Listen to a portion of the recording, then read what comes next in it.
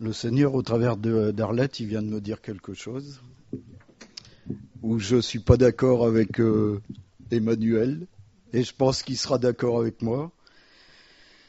On a un ennemi qu'il ne faut pas aimer. Je pense que vous avez compris de qui je parle. Alors pourquoi j'ai demandé une seule exhortation? Parce que je vais aborder un sujet ce matin, une question. Et si vous êtes fan d'aller sur les sites chrétiens, vous verrez que cette question n'est pratiquement, et je dirais qu'elle n'est jamais abordée. L'enfer existe-t-il? C'est un sujet que les gens n'aiment pas, un sujet que les gens n'aiment pas entendre parler. Et en espérant ne pas en parler, l'enfer n'existe pas. Vous savez qu'il y a des églises aux États-Unis qui disent même que Satan n'existe pas. Mais en fin de compte,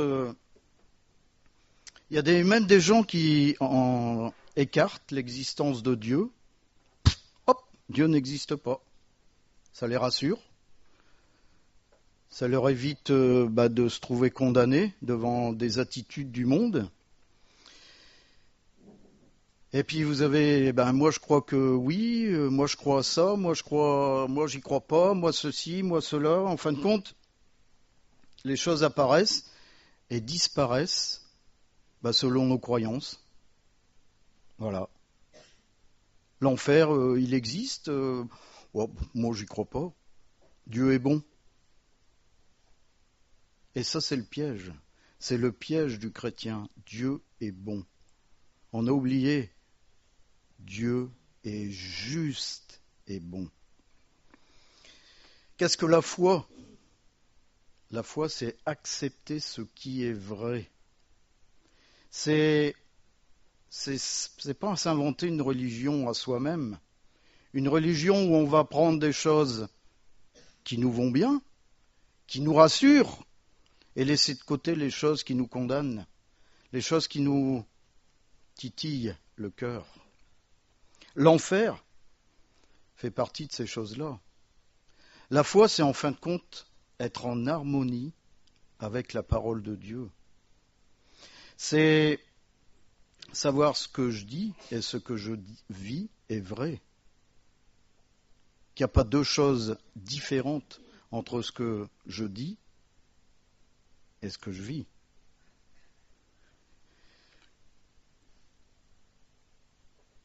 L'enfer existe-t-il? Alors vous allez me dire, c'est tellement important que même Jésus en a parlé. Et en Luc chapitre 16, versets 19 à 31.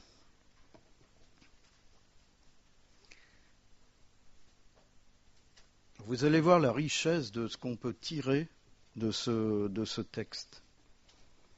Luc chapitre 16, versets 19 à 31. Il y avait un homme riche qui était vêtu de pourpre et de fin lin, et qui chaque jour menait joyeuse et brillante vie.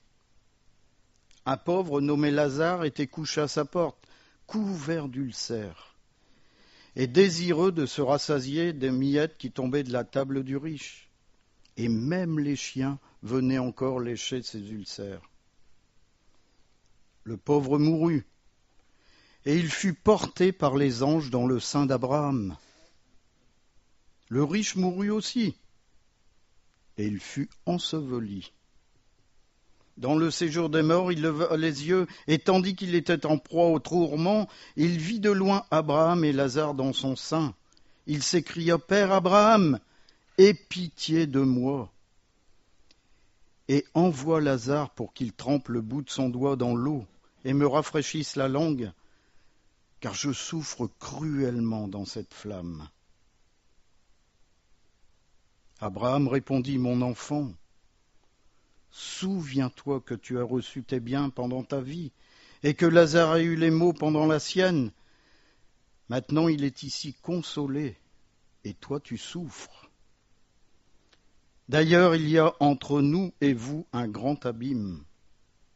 afin que ceux qui voudraient passer d'ici vers vous ou de là vers nous ne puissent le faire. Le riche dit, « Je te prie donc, Père, Abraham, entre parenthèses, d'envoyer Lazare dans la maison de mon père, car j'ai 5 frères. C'est pour qu'il leur atteste ces choses, afin qu'ils ne viennent pas aussi dans ce lieu de tourment. » Abraham répondit, « Ils ont Moïse et les prophètes, qu'ils les écoutent. » Et il dit, « Non, Père Abraham, mais si quelqu'un des morts va vers eux, ils se repentiront. » Et Abraham lui dit, « S'ils n'écoutent pas Moïse et les prophètes, ils ne se laisseront pas persuader, même si quelqu'un des morts ressuscité. » Vous savez qu'il y a même des chrétiens qui ont dit que ce texte n'était qu'une parabole. Qu'une parabole, une image. Voilà. On pouvait en tirer un enseignement. Seulement, quand on lit les paraboles de Jésus, souvent Jésus ne mentionne aucun nom. Si vous lisez les paraboles de Jésus, il va citer aucun nom. Dans celle-ci, il cite tous les noms. Nous avons le pauvre nommé Lazare. Nous avons le père Abraham. On a Moïse et les prophètes. La question, c'est, dans ce texte, il y avait un homme riche qui a mené une vie brillante.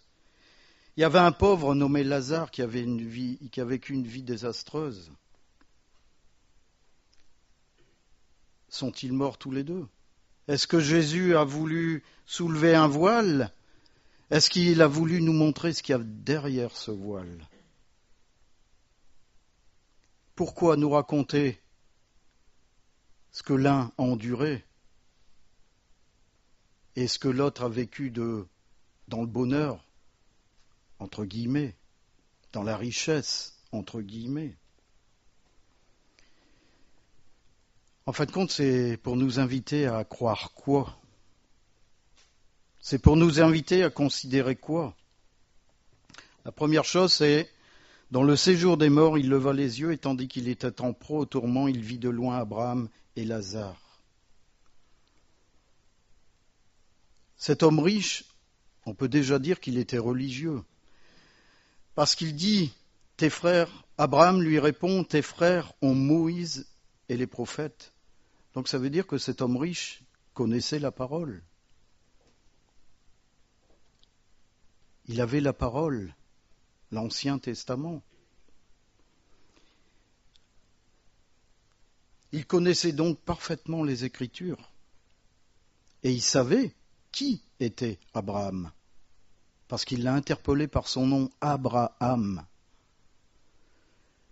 On peut s'imaginer qu'il a eu des funérailles dignes de son rang, où il y a eu des grands discours qui ont fait l'éloge de ses richesses, qui ont fait l'éloge de sa religiosité, comment il avait été béni par Dieu au travers de ses richesses. Mais dès qu'il était mort, cet homme riche a eu une sensation bizarre. C'est qu'il y a quelque chose qui n'allait pas. Jésus dit simplement, dans le séjour des morts, il leva les yeux, et tandis qu'il était en proie au tourment, il vit de loin Abraham et Lazare dans son sein, pendant qu'il était en proie au tourment. Voilà la chose que l'homme riche aperçut tout de suite, il y a quelque chose qui ne va pas. Alors le terme séjour des morts, la traduction en grec c'est Hadès. Je pense que vous avez tous entendu parler de cette traduction qui est en fin de compte le lieu où se retrouvent les âmes qui ne sont pas sauvées. En instance du jugement, le fameux jugement qu'on trouve en Apocalypse 20. Après le jugement dernier, selon Apocalypse 1, la mort et le séjour des morts, le Hadès, furent jetés dans l'étang de feu. C'est la seconde mort, l'étang de feu. Quiconque ne fut pas trouvé écrit dans le livre de vie fut jeté dans l'étang de feu. C'est ce que vous dit Apocalypse 20. En deuxième point, ce qui est dommage, c'est d'attendre d'être dans le Hadès pour lever les yeux au ciel, pour lever les yeux vers Jésus. Dans le Hadès, cet homme a levé les yeux et il a vu ceux qui étaient dans la joie, dans le bonheur, même ceux qui avaient une vie misérable comme Lazare. Il a vu Lazare. Il l'a vu en compagnie d'Abraham, le père des croyants. En fait, le sein d'Abraham désigne le lieu où allaient les âmes du temps de l'Ancien Testament. Ceux qui mouraient dans un sacrifice expiatoire partaient directement ce que les Juifs appelaient le sein d'Abraham. Tant que Jésus, en fin de compte, n'avait pas accompli le sacrifice de la croix et être ressuscité. Cet acte qui les purifiait de leurs péchés. Donc les croyants autrefois qui mouraient allaient dans ce lieu. Et c'était un lieu béni pour les Juifs, le sein d'Abraham. Maintenant que le sacrifice de la croix a eu lieu, Jésus emmène le croyant dans le ciel. On le voit sur la croix, il a dit aux brigands à côté de lui, « Aujourd'hui même, tu seras avec moi dans le paradis. » Aujourd'hui même. Même si ce n'était pas encore le ciel, ce que je suis en train de vous dire, c'était quand même le sein d'Abraham. Et pour cet homme riche, il était loin du sein d'Abraham. Et Lazare était assis dans la félicité du sein d'Abraham. Lui qui avait vécu une vie misérable, il vivait dans le sein d'Abraham.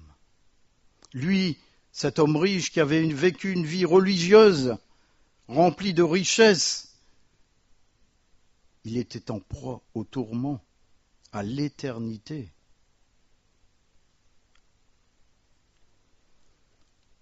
Ce qui est incroyable, je ne sais pas si vous avez fait attention, c'est que cet homme a reconnu Lazare. Il a reconnu et identifié Abraham. Et c'est l'une des pires agonies. C'est que lorsque les gens vont être en enfer, ils vont voir le ciel à côté. Vous avez fait attention à ça quand on l'a lu ? Vous avez fait attention que ceux qui seront en enfer verront le ciel. Parce que ce qui est dit là, il a vu Lazare, il a vu Abraham. Et à un moment donné, il dit, il y a une séparation énorme entre nous. Donc ce riche, en proie au tourment éternel, voyait le ciel. Vous imaginez un peu ? Vous imaginez un peu ? Peut-être qu'il a, dans la pire agonie qu'il connaît maintenant, les regrets.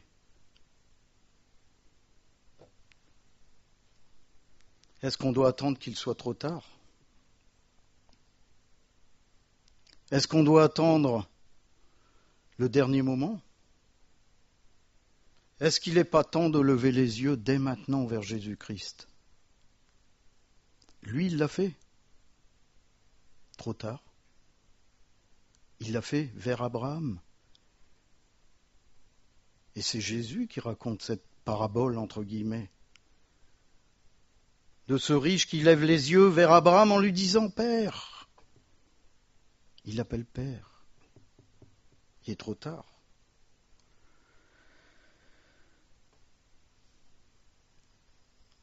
On ne va pas au ciel parce qu'on est bon. On ne va pas au ciel parce qu'on est religieux. Parce que cet homme riche a appelé Abraham Père, comme je vous ai dit. Et Abraham l'a appelé mon fils. Vous imaginez ? Il l'a appelé mon fils. Il n'y a que le sang de Jésus-Christ qui puisse nous emmener vers le ciel.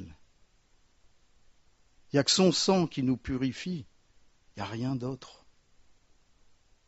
Tout ce qui est religieux doit être enlevé de notre vie.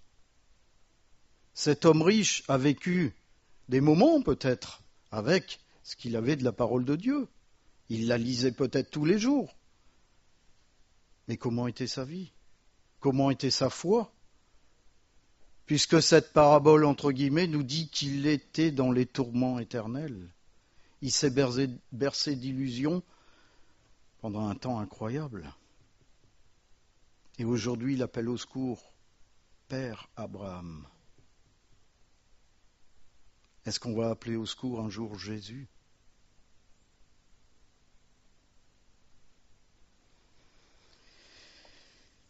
Il y a pire que ça, c'est le troisième point, c'est que dans l'agonie de l'enfer, il va se souvenir de tout.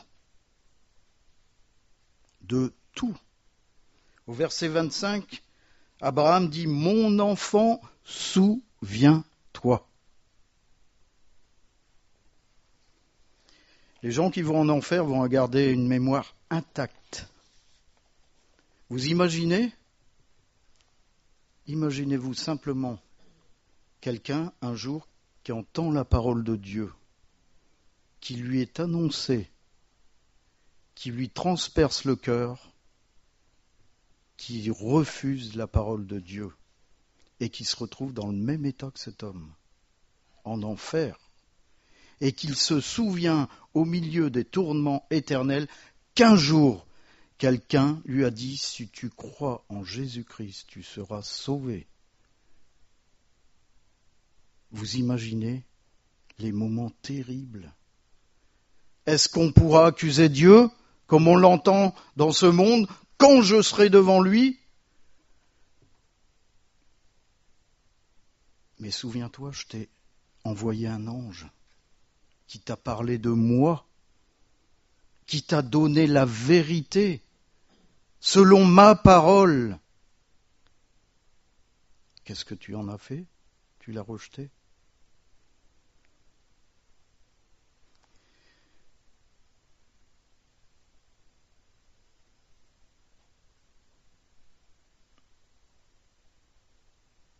En fin de compte, en enfer, on aura une très bonne mémoire. Et c'est ça qui est terrible. Parce qu'on va se rappeler de tout. Mais le problème, on aura des souvenirs, mais on aura surtout des regrets, et des regrets éternels. Parce que celui qui va se retrouver dans le Hadès, ça sera l'éternité. Et les regrets vont être éternels. Ça sera le temps du « si j'avais su ». Mais il sera trop tard. En fait, Dieu nous aime. Dieu ne veut pas qu'on se retrouve dans ce lieu de perdition. Et Jésus avait dit en Matthieu 25, verset 41, « Retirez-vous de moi, maudit, allez dans le feu éternel qui a été préparé pour le diable et pour ses anges. » Donc il repoussait les gens qui avaient un esprit de contradiction.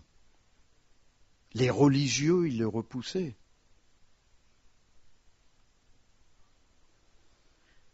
Vous savez qu'à l'origine, le feu éternel avait été préparé pour le diable et ses démons. Mais aujourd'hui, malheureusement, il est réservé aussi aux hommes. Aux hommes qui auront suivi le diable.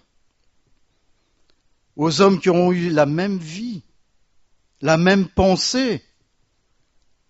Aux hommes qui auront refusé de se repentir. Parce que ça, on en viendra après.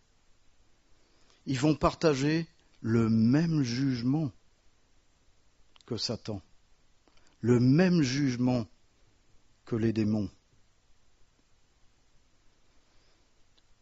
Jean chapitre 16, verset 11, le jugement parce que le prince de ce monde est jugé. Et les humains vont être convaincus de jugement parce qu'ils auront suivi Satan.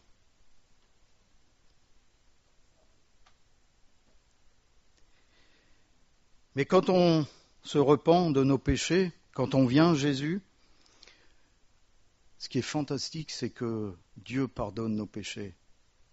et bien plus encore, il les efface. L'ardoise est à 0.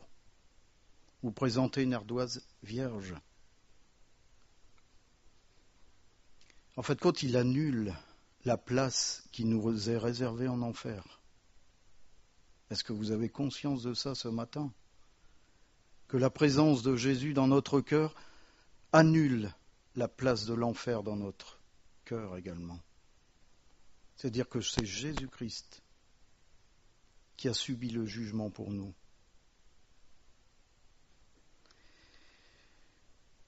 Je vais vous préparer une place.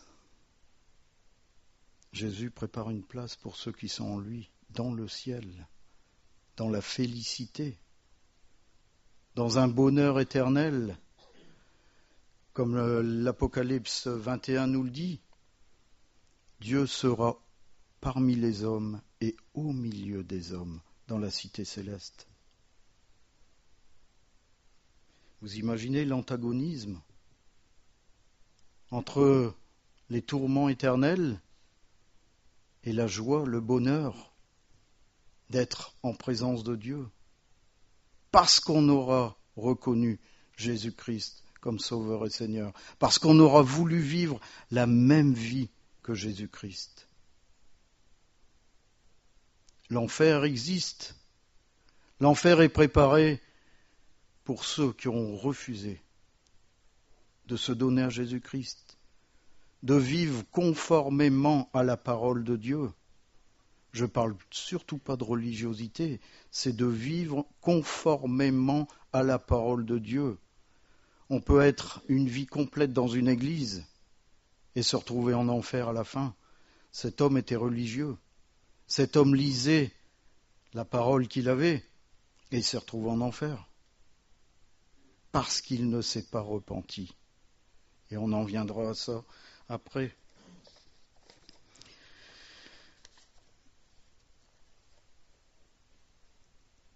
En enfer, l'homme riche s'écria « Père Abraham, aie pitié de moi ». On a besoin d'entendre cette parole « Aie pitié de moi ». Vous imaginez que c'est une prière qu'il a faite à Abraham ? « Père Abraham, aie pitié de moi ». Et cette prière n'a absolument pas été entendue. Souvent, je dis à certaines personnes, lorsqu'on a sa vie qui n'est pas réglée, devant le Seigneur, nos prières ne dépassent pas le plafond. C'est ce qui se passe exactement pour cette personne. Il appelle Abraham au secours et sa prière n'est absolument pas entendue. Son dernier cri a été pour lui-même. Il crie à Abraham, « Envoie Lazare soulager cette soif intense. Viens, qu'il trempe son doigt dans l'eau. » Au milieu de ses tourments, il voulait encore la grâce de Dieu. Parce qu'il ressentait la douleur, parce qu'il ressentait la souffrance. Et au milieu de tout ça, il aurait voulu connaître la grâce de Dieu, mais il était trop tard. Trop tard. Et la soif qu'il ressentait n'aurait pu être étanchée que par Jésus-Christ, celui qu'il avait refusé. Si quelqu'un a soif, qu'il vienne à moi, qu'il boive. Celui qui croit en moi, des fleuves d'eau vive couleront de son sein. C'est ce que la parole nous dit.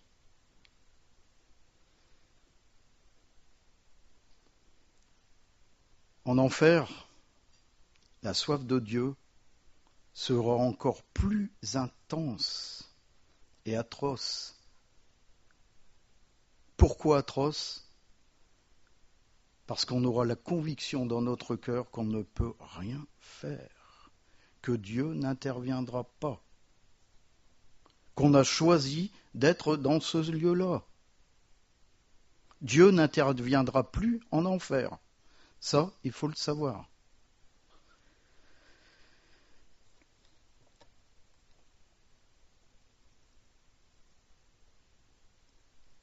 Abraham lui a dit que cette soif ne pourra pas être soulagée. Pourquoi ?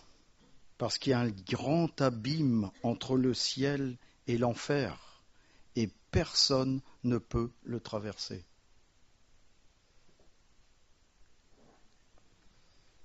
Après la mort, il est trop tard. On est arrivé dans notre destinée éternelle, soit dans la présence de Dieu, soit en enfer. Il n'y a pas de purgatoire. Je suis désolé pour ceux qui auraient encore une petite conviction d'un endroit où on se retrouve dans la présence, puis on dit Seigneur, oui c'est vrai, maintenant je reconnais, je me suis trompé, je me suis fait tromper. Non. C'est soit le ciel, soit l'enfer. Parce qu'il a vu qu'on ne pouvait rien faire, il y a un deuxième cri qui est arrivé. C'est le cri pour sa famille. Qu'ils ne viennent pas aussi dans ce lieu de tourment au verset 28. Après la réponse d'Abraham, qui avait cet écart entre le ciel et l'enfer, il crie au secours pour sa famille. Cet homme réalise que pour lui, il n'y a plus aucun espoir. Et il pense à sa famille, il dit « J'ai 5 frères. Et ils sont tous comme moi, ils sont religieux. » En fin de compte, je m'aperçois qu'ils sont perdus. Et il dit au verset 27, « Je te prie donc, Père, d'envoyer Lazare dans la maison de mon père, car j'ai 5 frères. » C'est pour qu'il leur atteste ces choses, afin qu'ils ne viennent pas aussi dans ce lieu de tourment.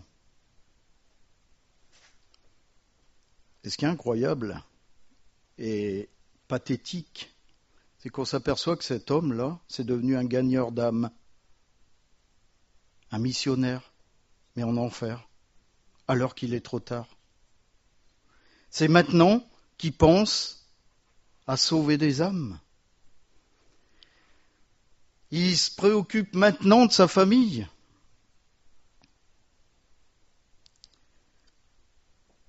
Et ce qui est dommage, c'est qu'il n'y a pas eu la crainte de l'enfer avant de mourir.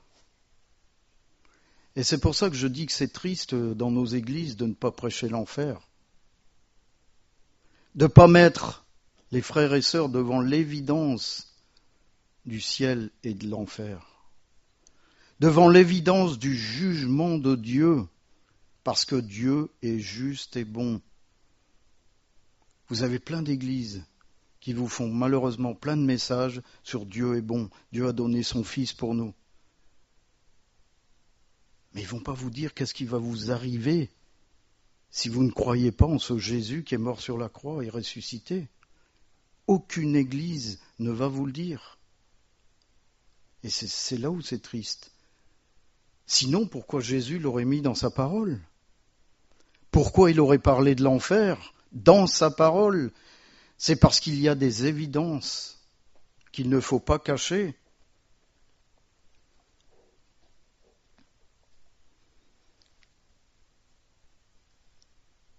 Qu'est-ce que pensent en fin de compte ceux qui n'ont pas mis leur confiance en Jésus-Christ maintenant, à ce moment précis ? Qu'est-ce qu'on a dans notre cœur si on n'a pas eu cet acte de repentance ? Et ce qui est terrible, c'est qu'Abraham lui répond à la prière. Ils ont la Bible, c'est comme s'il leur disait ils ont la Bible, puisque sa réponse est ils ont Moïse et les prophètes. Il y a une évidence qui est devant leurs yeux. La foi. Qu'est-ce qu'ils en font ?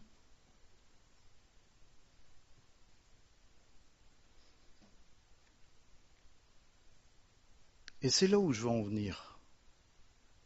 Et c'est là où c'est vraiment terrible. Parce que cet homme qui est dans les tourments éternels va dire une vérité qu'il ne s'est jamais appliquée à sa vie.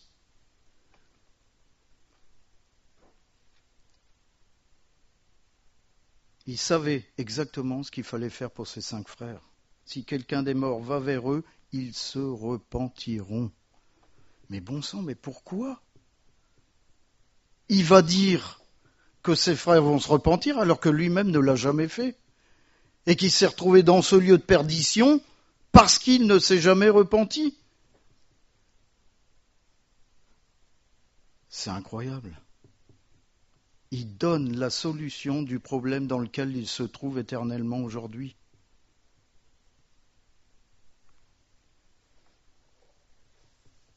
Pour être sauvé, il faut se repentir. Il faut se repentir. C'est ce que dit ce texte.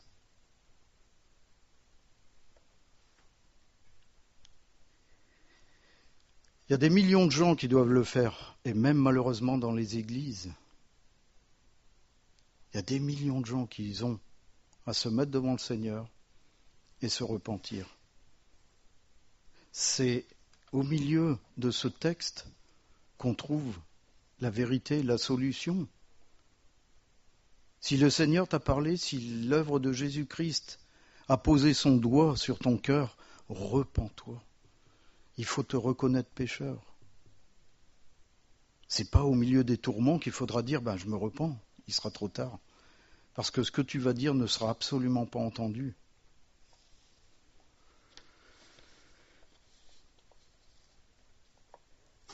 Et ce qui est incroyable, c'est qu'ils ne vont même pas se laisser persuader, même si quelqu'un ressuscité. Quand Jésus-Christ a été ressuscité, ceux qui l'ont vu, il y en a beaucoup qui ont commencé à rire et n'ont même pas cru en lui et ils l'ont rejeté, ont continué à le rejeter. Et on lit ça dans ce texte en fin de compte. C'est que même si quelqu'un ressuscitait à leur dire « Faites attention, je reviens dans un lieu de tourment », les gens ne se tourneraient absolument pas vers Jésus-Christ. Aujourd'hui, Jésus-Christ est ressuscité des morts et les choses n'ont absolument pas changé. Et je dirais même c'est encore pire. Parce qu'aujourd'hui, on enlève même la pensée de Dieu. On a la Bible sur Internet, on a la Bible sur les lectrices numériques, on a la Bible sur papier, et on a de plus en plus de non-croyants. De plus en plus de non-croyants. Les églises se vident. La foi n'existe plus. Quand vous parlez de Jésus à quelqu'un, on vous rit au nez.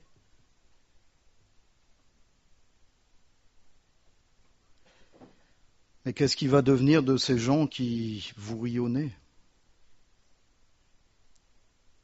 Quand vous témoignez de ce que fait Jésus dans votre vie ? Quand on vous témoigne que vous êtes différent de ce monde, comme il a dit Emmanuel ce matin. Parce qu'on est dans le monde, mais pas de ce monde. Comment les gens réagissent ? Est-ce qu'ils sont curieux de savoir ce qui vous anime aujourd'hui ? Est-ce qu'ils sont curieux de dire, mais ton esprit est différent de l'esprit du monde ? Où est-ce que vous allez vous retrouver, où vous vous retrouvez, où je me retrouve bien, au milieu des discussions graveleuses, au milieu des choses qui m'ulcèrent et que je n'ose pas. Quand on a des convictions, il faut les exprimer. Quand on a des choses, parce que ça va arriver de plus en plus, quand on est confronté à des choses qui vont à l'encontre de la parole de Dieu, est-ce que je réagis ? Est-ce que je dis non ? Je ne suis pas d'accord, même si on me traite d'intolérant. Même si on me dit, mais il faut vivre avec ton temps. Moi, ma réponse que je leur dis, je ne suis pas de ce temps. Je suis du temps de Jésus-Christ. C'est ça ma réponse. Ah, ça fait rire. Ça fait rire. C'est vite passé, le ridicule ne tue pas, je vous le dis. Et surtout le ridicule selon Dieu.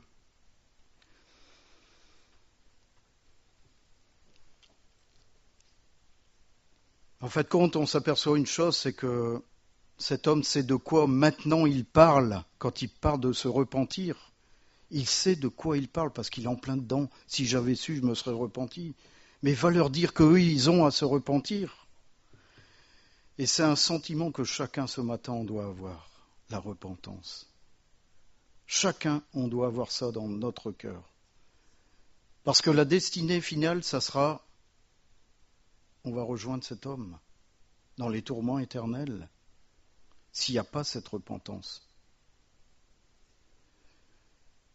Je dirais, l'image que je vais vous donner, elle n'est peut-être pas juste, mais c'est une image qui vient de me donner. C'est comme si vous aviez un superbe pommier, que vous aviez une pomme dans la main et que vous essayez d'accrocher la pomme au pommier.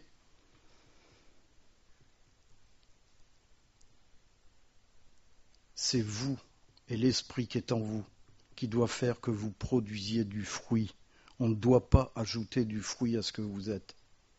Parce que le fruit qu'on va vous ajouter ne sera pas de la sève de Jésus-Christ.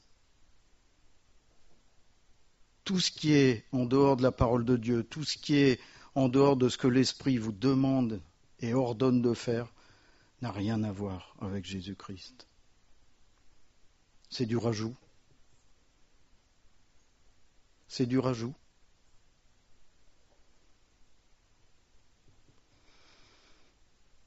Ce qui est incroyable, c'est qu'on s'aperçoit d'une chose, et moi, quand j'ai étudié ce texte, j'ai trouvé vraiment triste. Vraiment triste. C'est que ce sont ceux qui sont en enfer qui ont le plus d'inquiétude pour ceux qui ne sont pas en Christ. Est-ce que vous voyez ce que je suis en train de vous expliquer ? C'est-à-dire que, est-ce que ma vie est un témoignage ? Est-ce que ce que je dis est un témoignage ? Est-ce que ce que je pense est un témoignage ? Est-ce que ce que je regarde est un témoignage ?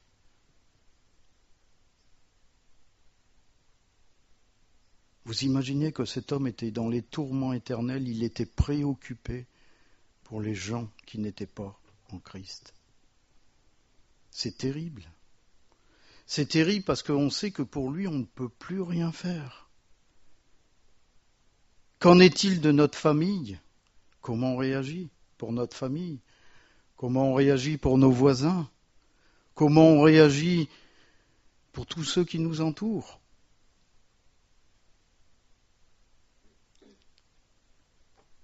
Surtout quand on sait que dans la situation des tourments éternels, on ne peut plus rien faire. Même nos prières ne sont plus écoutées, puisque Dieu ne se trouve pas dans l'enfer. Vous aviez fait attention à ça ? Dieu ne se trouve pas dans l'enfer. Il est trop tard. Puisque l'enfer, c'est après le jugement. Vous êtes écartés de Dieu et jetés dans les tourments éternels. Il n'y a pas d'autre mot. C'est les mots de la Bible.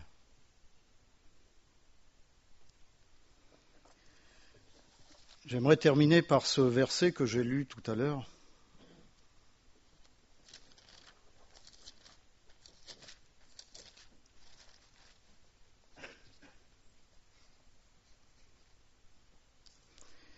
C'est en Jean chapitre 7, verset 37.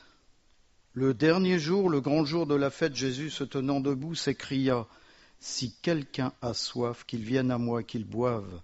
Celui qui croit en moi, des fleuves d'eau vive couleront de son sein, comme dit l'Écriture. » Il dit cela de l'Esprit que devaient recevoir ceux qui croiraient en lui, car l'Esprit n'était pas encore, parce que Jésus n'avait pas encore été glorifié. Aujourd'hui, l'Esprit est là. Est-ce qu'on est abreuvé par cet Esprit ? Est-ce qu'on n'a que cet Esprit dans notre vie ? Si ce n'est pas le cas, il est plus que temps de se repentir. Il est plus que temps de lever les yeux vers Jésus-Christ, de demander pardon, de régler sa vie. L'enfer existe. Je suis désolé de vous le dire, mais l'enfer existe. Et ça serait vraiment dommage de se retrouver en enfer parce qu'on a été bercé, dans la religiosité, parce qu'on a cru que, ben voilà, parce que j'étais à l'église, parce que j'étais partout, à toutes les réunions, ben j'étais sauvé.